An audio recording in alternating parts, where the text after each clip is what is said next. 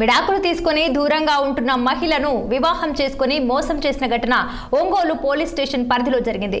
అవసరాలున్నాయంటూ దాదాపు ₹1 కోటి భార్య వద్ద తీసుకుని ముఖం చాటేసి మరో పెళ్లి చేసుకున్న వ్యక్తిని పోలీసులు అరెస్టు చేశారు.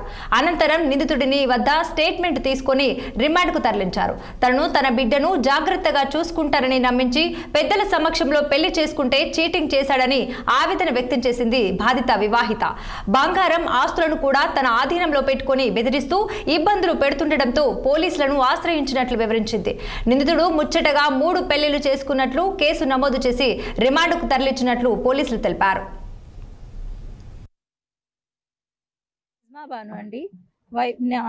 నా భర్త పేరు పఠాన్ అరాఫత్ ఖాన్, కటావరం తెనాలిలో ఉంటారు.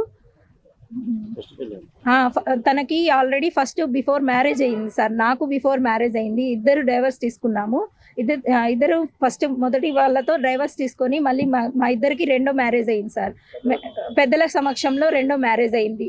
రెండో మ్యారేజ్ అయ్యి కూడా 4 సంవత్సరాలు అవుతుంది. 4 సంవత్సరాలు అయ్యి నా భర్తగా నన్ను మంచిగా ఉంటూనే మొత్తం నా దగ్గర ఉన్న ఆస్తి డబ్బులు నగలు మొత్తం ఇచ్చేసేసి నన్ను మోసం చేసేసి నేను బతుకుండగానే మళ్ళీ మూడో పెళ్లి చేసుకున్నాడు.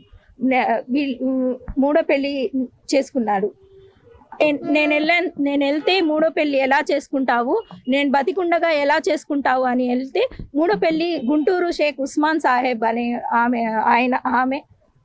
ఆయన మొదటి కూతురు గుల్షన్ అనే అమ్మాయితో చేసుకున్నాడు సార్. చేసుకొని నాకు రెండో రోజు ఫోటో వస్తే నేను వెళ్ళి అడగ్గా, ఏంటి ఇలా చేసావు, నేను బతుకుండగానే ఎలా పెళ్లి చేసుకుంటావు అంటే నన్ను అక్కడి నుంచి రోడ్డు మీద ఈడ్చుకొచ్చి లాక్కొని వచ్చి రోడ్డు మీద పడేసి నన్ను దుర్భాషలు ఆడారు సార్ అందరూ, వాళ్ళ ఫ్యామిలీ మెంబర్స్ అందరూ. మళ్ళీ నేను వచ్చి నేను స్పృహ కోల్పోయి మొత్తం నేను పరేషాన్లో ఉండగా నా మీద అక్కడ తెనాలిలో FIR కట్టించి నన్ను పోలీస్ చేత బెదిరించారు సార్. నన్ను చాలా దారుణంగా మోసం